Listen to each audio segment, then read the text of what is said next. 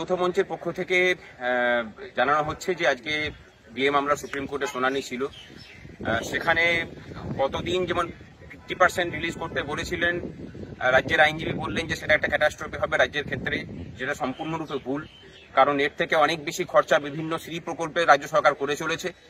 যাই হোক, তারা মিথ্যা বলেছেন, কিন্তু জাজরা বলেছেন তখন যে 25% আপাতত রিলিজ করুন, যতদিন না এর শুনানি হচ্ছে ততদিন দিয়ে যেতে হবে, এরপরে বাকিটা ডিসিশন হবে, এবং জুলাই মাসে শুনানির দিন রেখেছেন।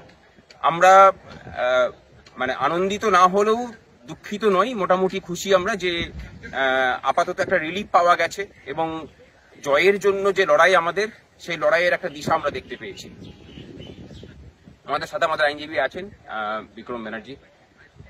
হাইকোর্টের রায় অনুযায়ী যেটা বকেয়া, তার 25% রিলিজ করতে বলেছে Supreme Court, subject to the result of SN.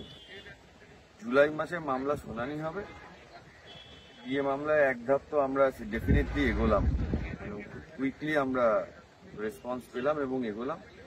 আগামী দিনে যাতে পুরোটা নিয়ে লড়াই করা যায় এবং আইনি অধিকার যেটা কর্মচারীদের সেটা প্রতিষ্ঠা হয়, সেই লক্ষ্যে আমাদের লড়াই করতে হবে।